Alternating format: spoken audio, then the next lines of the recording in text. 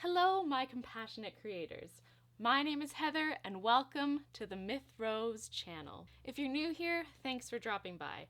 And if you like what you see, please let me know by hitting that like button, leaving a comment, and most importantly, subscribing. If you are already one of my 200 subscribers, you're a gem, a rarity, and I truly appreciate you. Right, so let's get to it. In this video, I will be talking about cultural appropriation and fashion. Here we go. Let's try not to get canceled.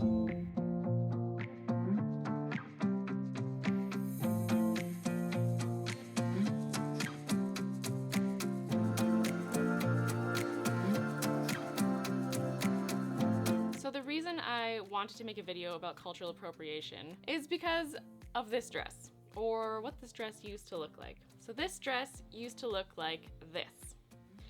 It was a bright teal fabric covered in sugar skulls from the Mexican Dia de los Muertos, or Day of the Dead. When I bought it, I didn't think much of it. I was a little unsure, but it was an impromptu purchase at a place that I could not go back to again because I was a tourist. It fit me really well. I really liked how it looked, and it wasn't obviously derogatory, so I thought, okay, it's fine. I wore it without issue in Dubai for a few years, where there are admittedly very few Mexican people, or in general people from Central and South America. Until one day I wore it to a work event and my colleague's husband said very passive-aggressively, literally behind my back to his wife, in a volume that it was obviously I could hear, I don't even remember exactly what he said, but a statement about how like, oh, a whole culture on a dress, and like he was very obviously not cool with it. And then the dress stayed in my closet for 2 years and I didn't wear it again until I thought, oh, I can make a video about this. I still like the fit of the dress. I'm not comfortable wearing it anymore. So I'll make it over and make a video about that. And that's where we are now. I've made the video of the dress makeover. You can go watch it here. But the part of the video where I talk about cultural appropriation took a little bit longer to get together. This is actually the third time I've tried to film this. I meant to put it out for Halloween. That didn't happen. So here we are. So this video is not going to be a dictation about what cultural appropriation is and what you should do about it. This is just my 2 cents on cultural appropriation and fashion, and one big problem I've noticed. What I realized in my research is that cultural appropriation doesn't have a solid definition yet. And with cultural symbols everywhere, it can be really difficult to recognize and evaluate their use in everyday life.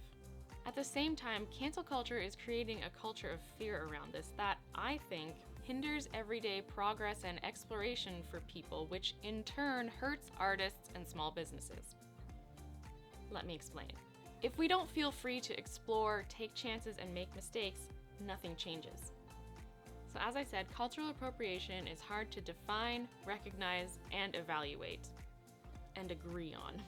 It's mostly a big, mushy gray area with one hard line, and that is using a piece of someone else's culture in a derogatory manner is no good. But while most people can agree that something derogatory is bad, many people have a hard time agreeing on what is and isn't derogatory. And this is where, I think, the waters get pretty murky. For example, costumes of cultural stereotypes are mostly seen as derogatory, as many frat parties have demonstrated for us. However, what about a Mexican fiesta-themed party where people are wearing sombreros? Some people might be offended by that, some people wouldn't. Or what about everyday wear with cultural symbols as part of the aesthetic, like my dress? I was unsure when I bought it, and then I heard one person say a bad thing about it, and then I didn't wear it anymore. However, when I shared this online recently, I had quite a few people say to me that you should just wear what you want. At least one of which was a Mexican woman, so I just don't know.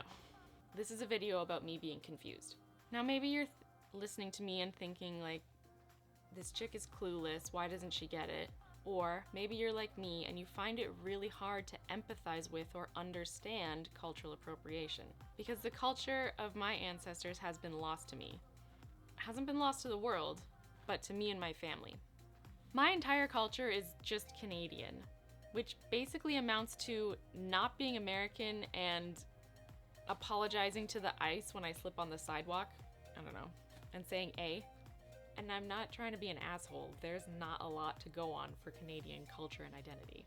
So sure, we have a way of life here that's slightly different from other Western countries and very different from non-Western countries, but we have no regalia, no cultural dress, no songs, or maybe a couple songs, I don't know them, no food. There's just poutine, and that's from Quebec, and they don't want to be Canadian, etc.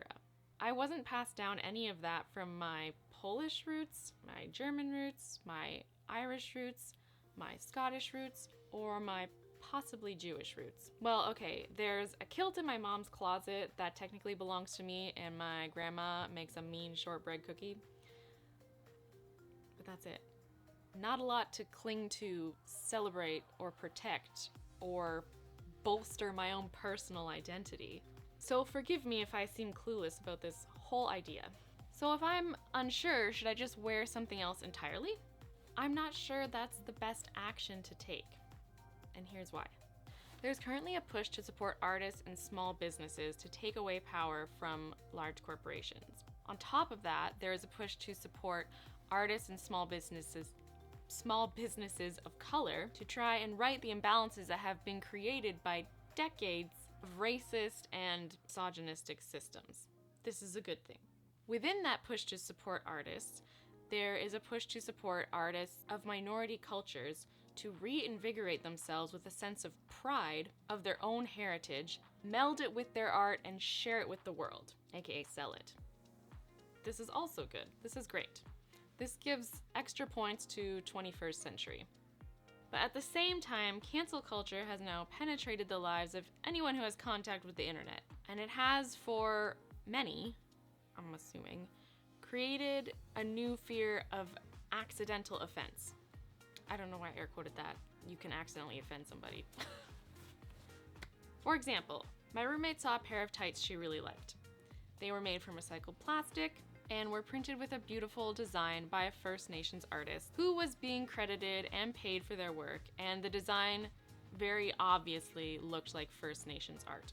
But she didn't buy them. Why?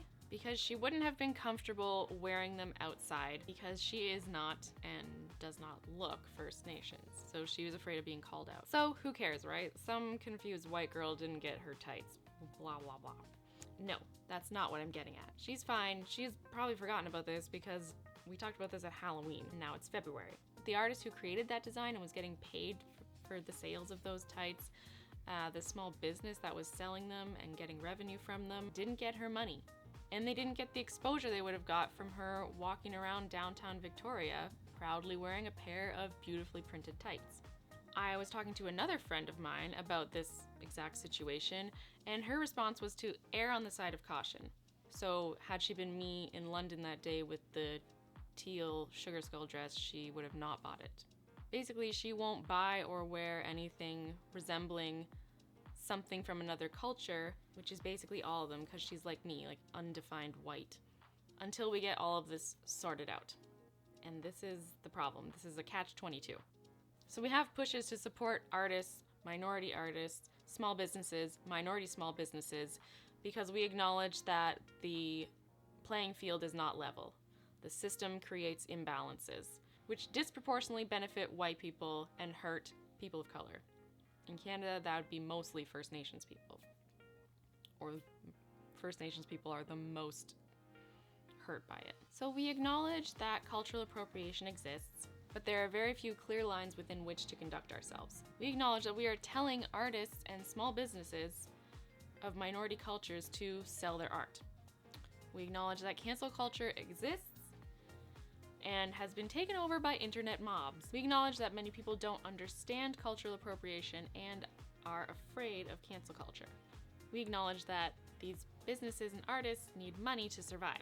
And we acknowledge that white people have the majority of the power and money in Western countries. So how does all this add up? Basically, if we err on the side of caution because we're afraid of cancel culture, all of these artists and small businesses will be bankrupt by the time we get our shit together. So what will I do in the meantime? I'm still not sure. I think maybe the wise thing to do is Take chances. Make mistakes. I'm going to do my best to discern if something is celebratory or derogatory. If I want to buy something that is obviously a part of someone else's culture, I will at the very least do a quick Google search of it on my phone to make sure it's not some very sacred symbol, or I'll ask the person selling it, and then use my wisdom to determine if it's okay that it's being sold. I will not buy these things from large corporations. I'm not gonna go and buy something with sugar skulls all over it at Walmart. If someone calls me out, I will try and hear them out and have a conversation with them. If they're not up for a conversation at that time for whatever reason, well, then I can't have a conversation with them. I will think about it, and if I learn that I've done something offensive somehow or in bad taste, I will admit it, I will stop doing it or wearing it, and maybe apologize if there's someone to apologize to.